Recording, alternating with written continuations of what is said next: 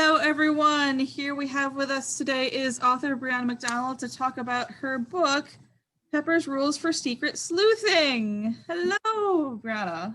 Hey, thank you for having me. Of course.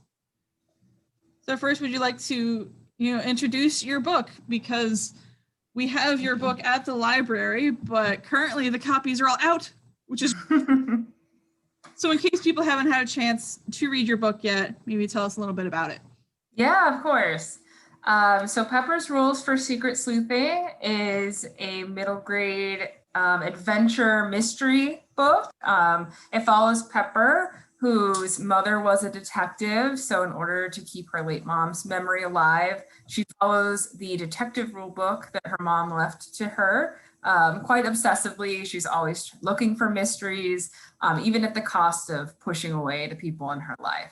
So the book picks up after a case goes wrong at school and she's been alienated from her friend group because of her sleuthing. So she promises her dad she'll take a summer off from solving mysteries. But then they head up to Maine to her great aunt's mansion to settle her will after she dies unexpectedly. And Pepper can't help but feel like there's a mystery there. So she sets out to prove that her great aunt was murdered and figure out who did it, and has to start to learn how to become her own detective along the way and make up some of her own rules as well. Awesome. Do you have a little bit you're going to read to us maybe? Yeah, sure. I can read a short section from chapter 2. Where she has just found her Aunt Wendy with a knife that has what appears to be blood on it. So she follows her Aunt Wendy across the street to the neighbor's house to see if she can spy on her and figure out if maybe this knife is the murder weapon. There's an open window on the right side of the house, which I hope stares into the living room or at least an adjacent room. I peer over the windowsill. The shade is pulled nearly all the way down, but there's an inch-wide gap that I can peek through. Squinting through the sliver of space, I see a small bedroom. There are sneakers and comic books scattered over the blue rug, and a martial arts uniform dangles from a hook on the back of the door. A collection of mismatched metal baseball bats lean against the corner of the wall. I edge left to get a fuller image of the room and spot an unmade twin bed. 2 legs dangle over its edge. I shift farther and lower myself so my nose presses against the wooden side of the house, attempting to get a better view. I see a boy playing with a Nintendo Switch, thumbs moving at lightning speed. My eyes move to his face. That's when he looks up and spots me. I immediately duck into the bushes. My stomach somersaults, and behind me, I hear the snap of the shade being yanked open. One of the most basic rules of great detective work, Mom wrote, was not getting caught. How could I mess up something as simple as that? A disgruntled voice calls out into the night. Hey, you, show yourself. I have 3 options. Run for it and risk my aunt finding out I was there, spying on her. Reveal myself to the angry martial arts student. Or live in this bush forever, befriending squirrels so they'll share their nuts with me for sustenance. I settle on option 2. I rise on unsteady legs until I'm standing in front of the open window, looking up into the boy's piercing gaze. He's a few inches taller than me with slim, lanky limbs that make him look as though he's been stretched out. His jaw is tight and his eyebrows pressed together with a scowl, but this one is different than my cousin Andrew's haughty look. This one's more guarded, his lips pursed as though ready to argue with whatever I say next. What strikes me the most is his hair. It's dark brown, but thick and curly like mine, though just on the top because the sides are trimmed more closely to his scalp. He crosses his arms. Who are you? He snarls. I've never seen you before, and I know everyone in this tiny excuse for a town. I cross my arms too, mirroring his power stance. I'm Pepper. Pepper who? My heel shifts in the dirt. My last name is on a need-to-know basis. Well, I need to know, he says, since you're the girl snooping around my window in the middle of the night. All you need to know is that I'm the daughter of a late and great detective, I say, voice inflated with false authority. I'm on a super secret mission. He raises a thick eyebrow. Involving my window? Involving your guest. I'm revealing too much. I clear my throat and rummage through the detective rule book in my mind. Rule number 18, when in doubt, dish it out. That was Mom's sing-song reminder that when you feel you're under fire, it's time to turn the tables. You are currently hosting a guest, are you not? The boy glances back over his shoulder towards the door with the martial arts uniform. My parents are. I'm avoiding the situation. I keep up with the questioning. And why is that? The muscles in his neck tighten. That's on a need-to-know basis. He reaches for the shade. Bring your investigation elsewhere. I'm going to bed. He starts to pull it down. I need to act, fast. What was in the box? My voice is high and shrill, the words slurred together in a rush, but the boy pauses. What? He asked, voice riddled with genuine confusion. Your guest had a box, I say. Its contents are imperative to my investigation. He rolls his eyes. It was a cherry pie to celebrate that my parents are having a girl. Cherry pie. Could that account for the red stains on the knife? For a split second, I consider that I've lost my trail.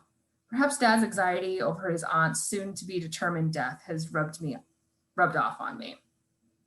But then the real investigator genes kicked in with perfect follow-up questions. Who had Aunt Wendy been on the phone with? And what were they meeting about tomorrow? If anything, I'm more confused than ever. I don't want to talk about the stupid baby anymore, and especially not with some weirdo who sneaks around strangers' houses at nights. The boy gives me a curt wave. Good night. He inks the shade all the way down. I shift my weight foot to foot, pacing in place. My head swarms with ideas like an aggravated beehive. For whatever reason, this boy wasn't interested in celebrating with his parents. Personally, I'd be thrilled to have a new sibling. Not that that was ever going to happen. But he was avoiding thinking about it entirely. Maybe I could use that to my advantage. I knock on the glass. I have a proposition. I hear a long groan. Go away. You can either stay inside all summer, listening to baby talk and playing your video games. How long have you been watching me? Or you can solve a murder mystery with me, I say. I could use the help of someone who knows the neighborhood.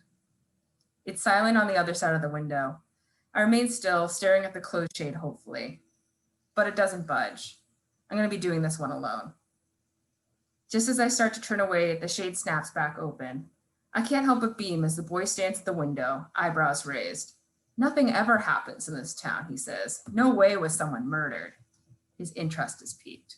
Our job is to prove someone was, I say, all official-like. We start tomorrow. I'll get you when duty calls. I want to walk off with that awesome finishing line, but there's one more thing I have to ask, even if it's not as cool of a send-off. What's your name, anyway? He bites his lower lip as though debating if he really wants to get involved. Shrill laughter carries in from the next room, probably his mom's and my aunt's. He sighs and says, I'm Jacob Buckley. Now let me go to sleep. With that, he inks the shade down with finality. This time I turn and leave, sneaking off for the night, the buzz of success coursing through my veins. Until I regain phone service, I won't know if Ashley or the other girls from school will forgive me. But perhaps I can live with that as long as I have a new partner by my side. Wherever Mom is, I hope she's watching, because this summer, I'm going to make her proud. And that's the end of chapter 2. Very nice. It's a lovely setup for the mystery that we're going to hopefully solve in our book. So where did you get the inspiration for the character of Pepper?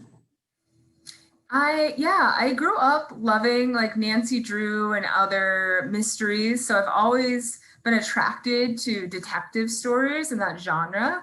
But with Pepper in particular, I really wanted to write a detective who not only just loved solving mysteries for the sake of that, but had more of an emotional drive for wanting to solve the mystery, which in Pepper's case is that her mother was a professional detective and she wants to keep her memory alive. So she is trying to feel connected to her mother by solving these cases. And I think that was something interesting that I wanted to explore. And her personality kind of came to me through this image of a young girl with big, fiery red hair. And I think that her personality and her name kind of go hand in hand in that way. Any of the other characters have a special inspiration or? Yeah, I think I kind of started with Pepper and then started to expand the world out from there. I knew I wanted her to have like a best friend character in the book, and Jacob, who's a little bit of a foil to her, and that Pepper is this big, spunky personality who dives like head first into the action of scenes, and Jacob's a little bit more hesitant and thoughtful, so she kind of gets them into trouble and he has to get them out of it. So I saw that kind of balance. And then of course it's a mystery around her family, so I created out family characters around that and wanted to have a young character, not just her aunt and her father, but her cousin, Andrew, who she could interact with someone who's closer to her own age and have that element of the mystery. And Andrew's mother is Aunt Wendy, who we heard in the excerpt is her #1 suspect. So she's kind of racing against her own cousin to solve the mystery first. Are any of the characters based off of real people? So for me, none of the characters are based off real people. I try to come up with scenarios totally fictional, but I think that they all have parts of me in them. So Pepper, can definitely have this big personality. I feel like I can have a big personality at first, but then she also has these, wanting to hold on to things in the past, being afraid of change. I think that's something that I've grappled with as well. So I think all of the characters reflect different parts of myself rather than other people I know. Okay. You get in less trouble that way. Exactly. You have a snooty cousin who's reading this and be like, wait a minute. I know. I do have a very close friend named Andrew, and I did not name the character Andrew after him. And I honestly think of them as so different that I didn't make the connection until he pointed it out and was like, why did you name a character after me? And I was like, oh my gosh, you do have the same name, but you're so different that I didn't even think of it. So it's funny how even naming a character, you have to be careful depending on who you know that has the same name. Yeah. What is your writing routine? So it can definitely vary for me depending on whether or not I'm on an official deadline. But I do try to work get some writing done during lunch breaks. So back when the world was open and I was working on a college campus, I would go down to the park during breaks or go to coffee shops and whatnot. So now it's a little bit different in that I'm writing from home. Which I have to be a little bit more accountable to myself. It's easier when you're out in a cafe, you don't want people to see you're on Instagram instead of working. So that was kind of an accountability I had before. But now it's just really about holding myself accountable and trying to get the writing done in whatever free pockets of time I have during the day. So do you break up your writing in terms of time or word counts or pages? How do you like to break it up? Yeah, that's a good question. I try to go with time because I feel like word count and pages can vary so much depending on what mindset I'm in that day or how difficult or easy the scene is to write. So some days I'll have a session where I only write 500 words, and then others I'll just be on a roll and maybe write 2,000 in a day. And it can really enormously vary like that. So I try to think of it more as like you have an hour to do this.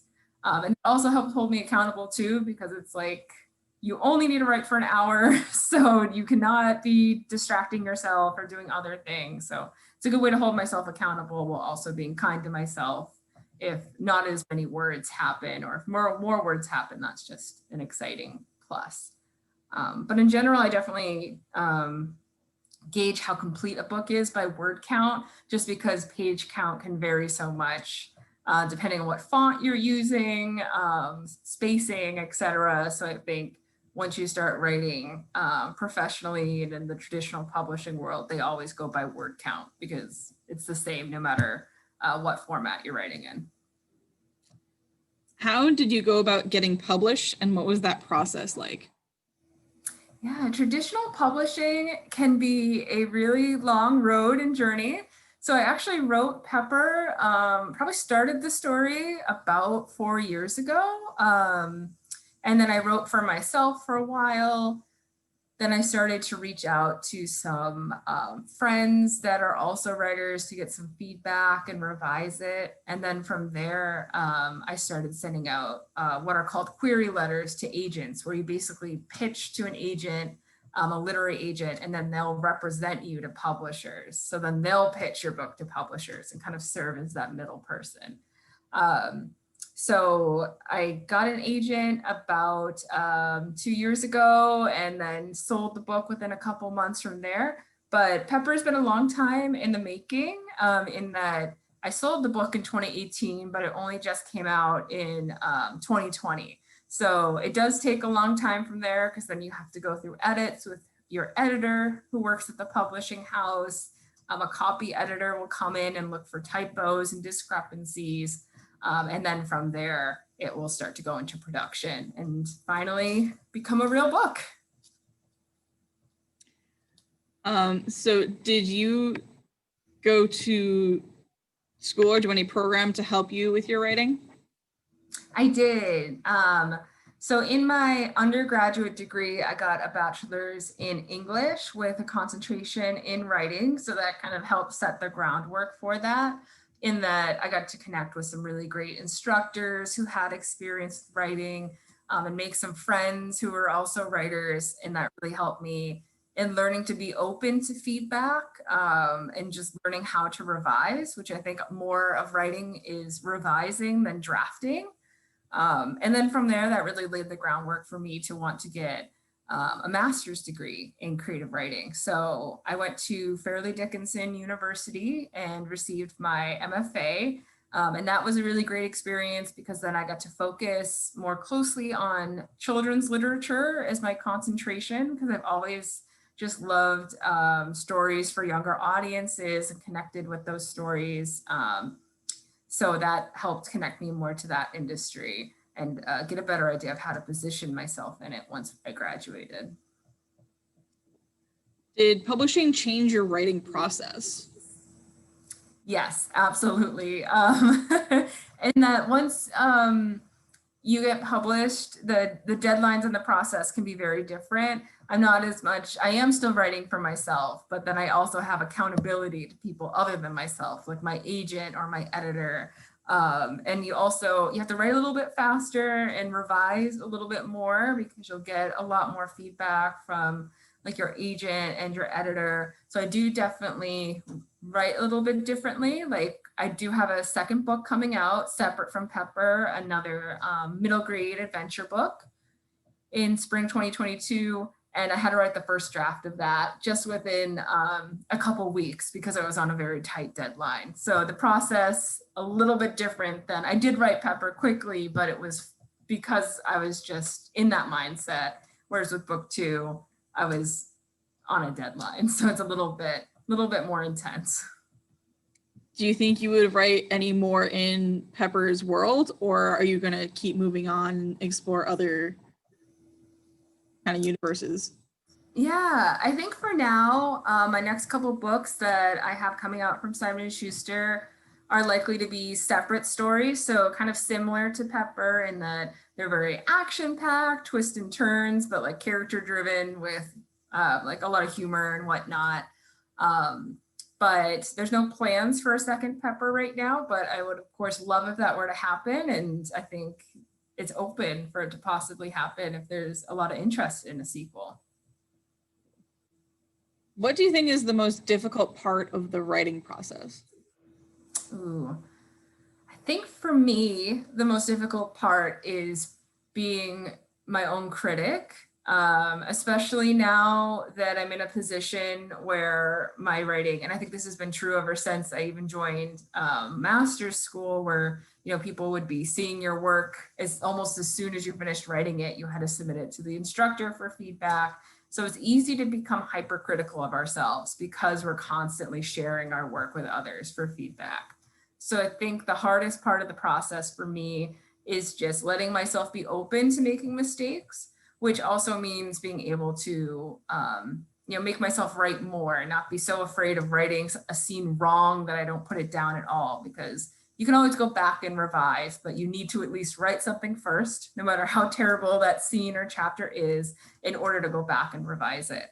So that's something that I've gotten better at, but it is a journey. I'm still learning to be, open to messy first drafts and, being kind to myself with that. Yeah, it's hard to edit a blank page. Yes. How has the book changed since the first draft? A lot changed from draft one with Pepper. It was really my first time writing. I had previously written a lot of work for like the young adult audience, but then I really found my voice in the middle grade realm. So I quickly transitioned to that. But Pepper was my first time writing a middle grade book. So I did have a lot of learning to do. I would say that the book, from the very first draft, I was kind of just me laying the groundwork for the mystery. And then I got some feedbacks from some really great writers and people I connected with through either my MFA or other writing groups I was in. And I think one thing that's changed a lot from draft one is just a lot more like Easter eggs and clues throughout the story, a lot more focus on setting this big mansion that Pepper's in. She gets to explore a little bit more and find different clues in. So those are some scenes that I went back and added after getting kind of the initial groundwork of the mystery done. And once I knew where it was going to end, it was easier with the feedback to kind of go back and draw out more details and more fun little sleuthing scenes later on. Did anything or anyone surprise you while you were writing? Did anything go in a different direction than you were intending? Yeah, I think with me, I am really a plotter, so not many things do take me by surprise. People refer to themselves often as like plotters versus pantsers. Plotters, we like to plan out everything, and pantsers kind of fly by the seat of their pants and just add things in as they're feeling it. I can't even start a draft without at least writing down the main beats and kind of figuring out short character bios. But there is one character that kind of pops to mind that was a surprise to me that ended up being a very important part of the story.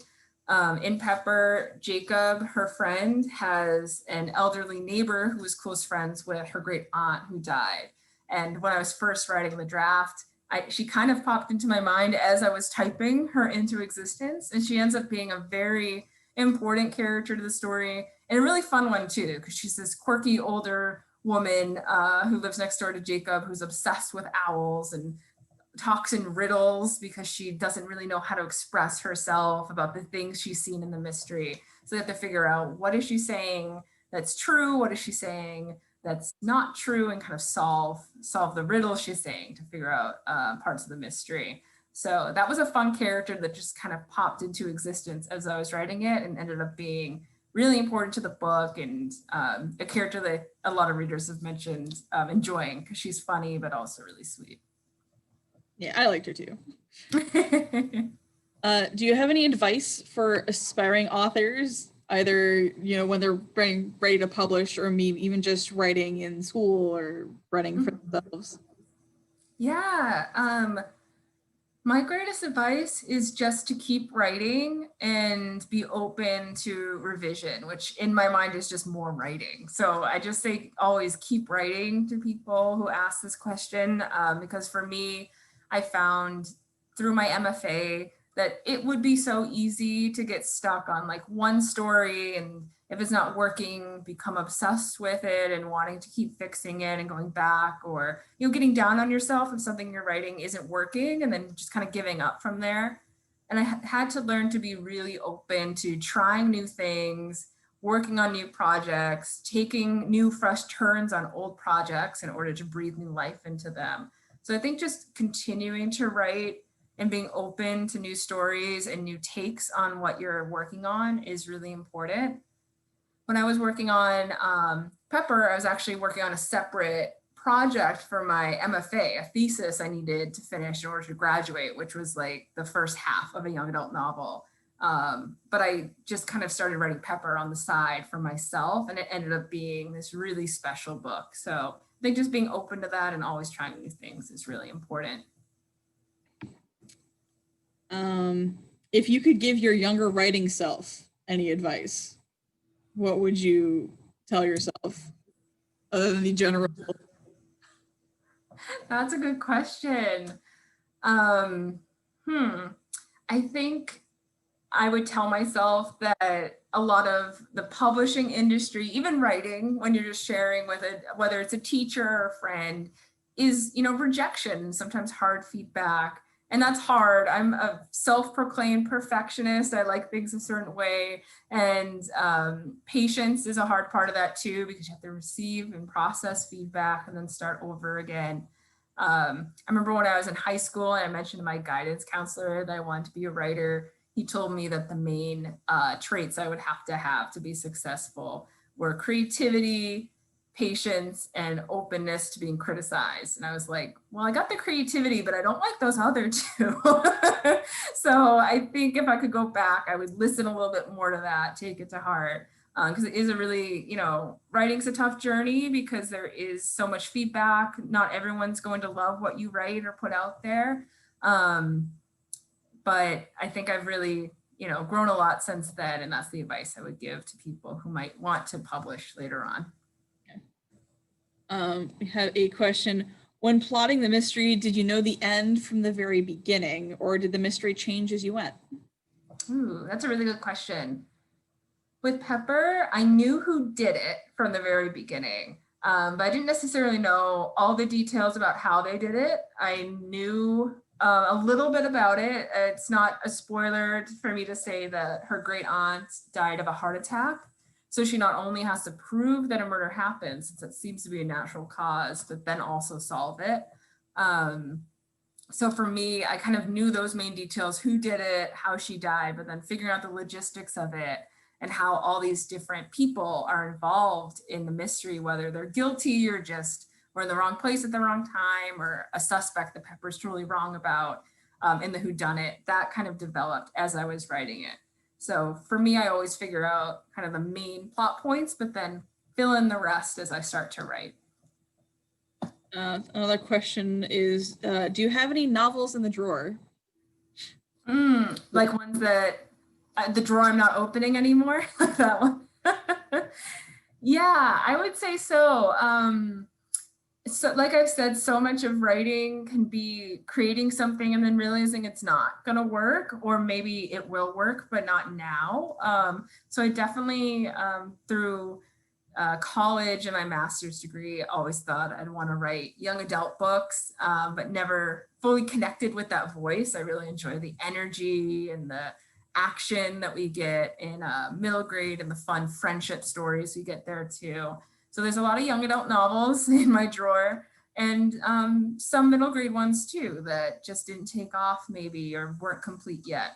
But I always, when I'm thinking of new ideas for books, can sometimes draw from old books that didn't work, but maybe be like, oh, I liked this character or this setting. What if I combine those and created something new with it? So you say you have another book coming out in 2022. So are you still writing that one, or are you writing another one? How does that work?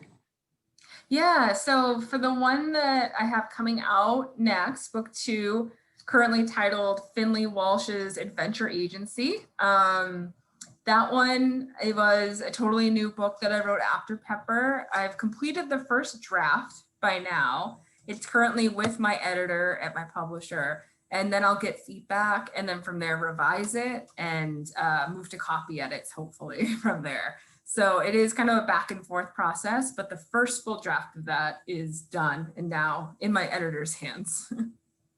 So like once you have your first draft done and it's off somewhere else, do you have things planned for more books, or are you focused on the one book at a time? Yeah, I think everyone has a different process. For me, I'm always trying to think of the next one just because they do come up so quickly. I do have a third book coming out in spring of 2023. That one's a little bit of a mystery right now, so we won't say too much about it, but I always have to be thinking one step ahead. So publishing can move so slowly that I'm, talking about Pepper, which I wrote a couple years ago, editing a book 2 and starting to write a book 3 all at the same time. Another question was, how much editing did you have to do after your book was sold to Simon & Schuster? Ooh, that's a good question. With Pepper, I got a lot of great feedback from my editor because she was able to take a different perspective on the book as like a fresh set of eyes and kind of draw out themes that I wasn't noticing before, like this character mentioned they were feeling this way, and then a different one had a similar emotion on page 150. Maybe we can make a connection there. So I feel like the revisions really deepened what was already there with Pepper, because at least with Pepper, I'd already been working on it for quite some time with critique partners who are like fellow writers who gave me feedback, with my agent. But I wrote book 2 a little bit faster, so I do anticipate I'll probably get a lot more feedback to bring that up to that level that it's ready to be shared with the world. And Pepper features some different members of the LGBTQ plus community. Are your other books also going to feature members of that community, or is that going to be something you want to continue writing about? Yeah, definitely. So in Pepper, Pepper is solving this external mystery, the whodunit, but she's also solving this internal mystery that she possibly might like girls and boys. And her best friend, Jacob, is transgender. So I always wanted to, when writing books for kids, represent myself and my community, but in fun, adventurous stories where it wasn't just about what makes us different, or just about coming out, but that, queer children can have great adventures too. So I think that will always be present in all my books. So there'll always be representation of myself and my community. It may not always be as much of a focal point as it was in Pepper, but there will always be that diversity and representation. It's really important to me to show that in the books I write. So kids can see themselves and see their peers and their family represented. Yeah. And after you're reading, I thought you did handle all of those very well. Thank you. So, does anyone else have any questions for Briana? I'm looking at the chat. Anyone wants to unmute and ask?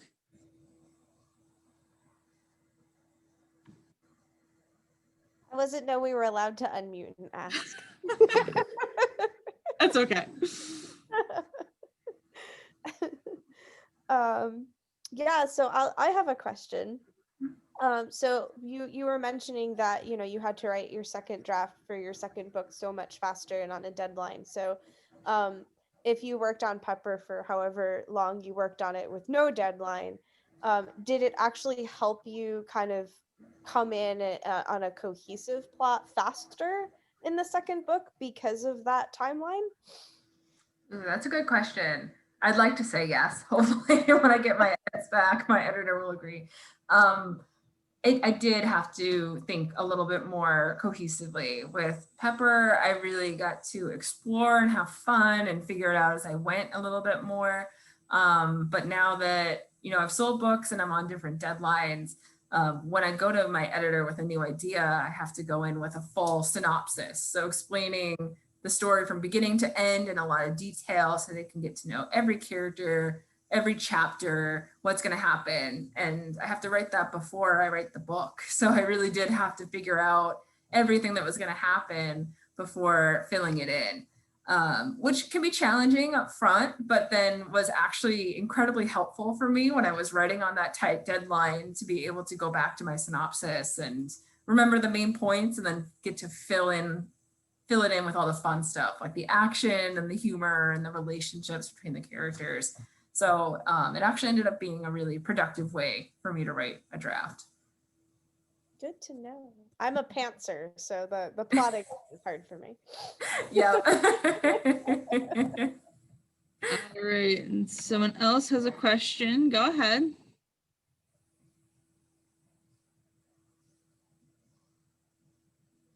I don't know if she's going to type it or not.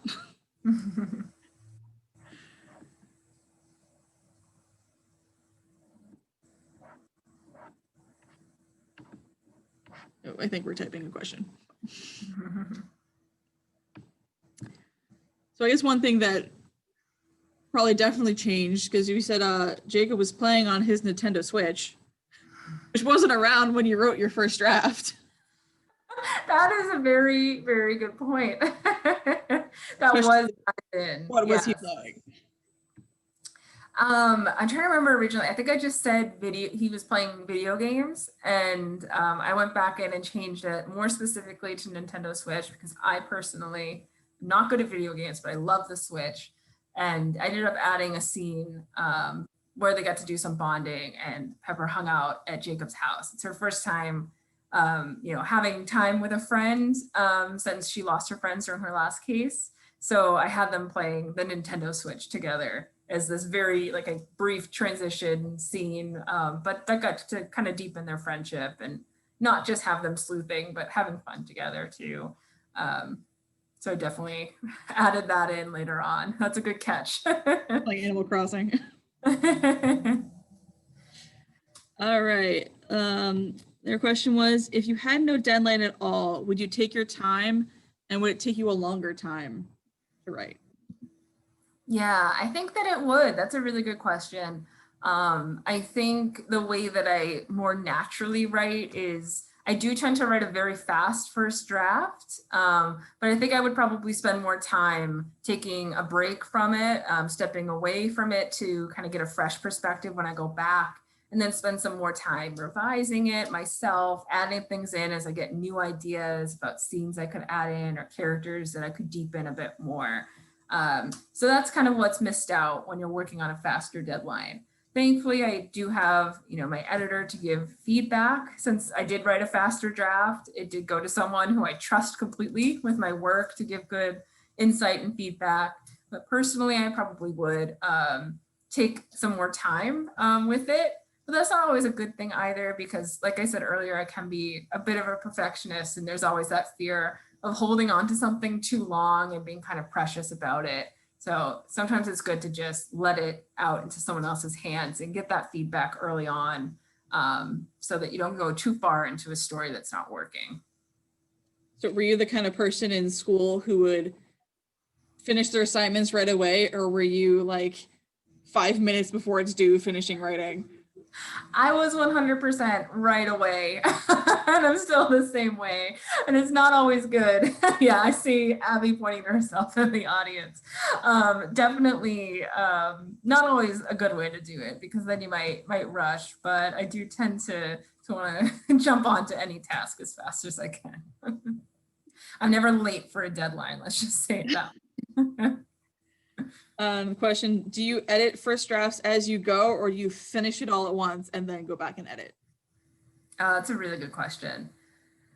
I know some writers will revise sentence by sentence or chapter by chapter. I think I would get way too much in my own head if I did that. Sometimes as I'm writing, I'll think of something, or I'll add like a clue, because I do tend to write stories with some sort of mystery to them. And then I'll have to go back in and add a clue earlier on to kind of lead to that. So I'll do those kind of revisions as I'm going. But like larger revisions, I wait until I get the first draft done, because otherwise I think I would never finish it. I would just keep going back and rewriting and changing and trying to make it better without appreciating it for what it is, and letting myself get to the finish line and see what's really in front of me. Is there anything, so when you hand off things to your editors, was there any part that they told you to get rid of that you were like sad to get rid of?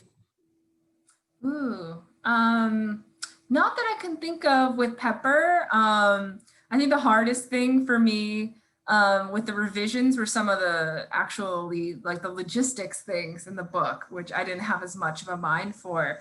Like every time that I revised or added a chapter or removed something, I would have to renumber all of the rules, because I'll try to kind of show a visual of this. Each chapter begins with one of the rules, and she references them throughout the book. So anytime I had to revise, I had to go back through and renumber all the rules, which was tough. And I think there's just some timing things I had to adjust, because it would, like the sun would be setting and then suddenly it's the next day, and I'm not as good at those logistics things. So I had to do a lot of tedious revisions around those kinds of things, but made it a lot better in the end. Yeah. Have you pitched any book ideas to your editor that they turned down? Yes, yep. And I definitely like to be open about those kinds of rejections, because everyone experiences rejection in their writing, whether it's, not getting the grade you want on an essay, all the way up to sending a pitch to your editor and them saying, I don't necessarily want that right now. I think when it comes to traditional publishing, it's easy for me to want to try a lot of different genres and ideas, but readers want to see, what you're good at and the similar kind of themes. So sticking with the adventures and mysteries, which is where my heart is. So my editor kind of reminded me of that when I might have pitched some ideas that were a little bit different than that. And I think it's the same with, any kind of writing that you do, that sometimes you'll get feedback, because when you share work, you put yourself in a vulnerable position. So I definitely like to be open about the rejection you can experience too, even when you're a published author. Speaking of vulnerabilities, did you have any input on the cover? Because the cover's awesome. Yes. Did you see it before it was final? Did you have any input? Yes. So I didn't have a lot of input. When I did see the final cover, it was everything but the text. And it was just the image. And I remember I got the email and I was at work and I just screamed in the middle of the office, and all my coworkers ran over and were like, "This is so cute." And I'm allowed to brag about the cover because I didn't do it. So I can say how much I love it. I just love how Pixar they look and how it captures all their different personalities. But it was a surprise to me to see it. But I'm sure if there's ever something I didn't like about a cover, my publisher is very, open to working with me. That's what my agent do, but was not my problem with Pepper. I loved it. Do you think Pepper would ever be turned into an audiobook? Ooh, I really hope so. So I don't believe that there's any plans currently for an audiobook, but I personally love audiobooks. I listen to them when I'm going walks. And, it's also for me as an author, something I really hope for personally, just because I want my book to be accessible to all readers, whether they like to read in the book format or if listening is more accessible for them, or just something they prefer. So it's definitely something I really hope for in the future. I get that movie deal. Yeah, that too. So Miss, what's the difference between your agent and your editor, and do they do different things? That's a good question. So very different roles. My agent represents me the same way that you would think of a sports agent representing an athlete. So that means that they help me with anything in my contract. If something goes wrong, they're the person to advocate for me. And they're also the person who sells my work. So my agent will give feedback and revisions, but not as much as an editor would, because ultimately, I could revise all day with my agent. My editor could have a different image in their mind for the book. So my agent's role is more about selling my work, advocating for me, helping me when things come up. And then my editor is there to help with the publishing process, sending me the advanced reader copies or helping get the word out about my book and marketing it. And then to give more specific feedback on my writing as well. So do you pitch your book to the editor or your agent or both? I always start with my agent, and anything that I work on goes through my agent. So I would never directly send work to my editor. It would always go through my agent because she represents all of my work for me. All right. Does anyone have any other questions?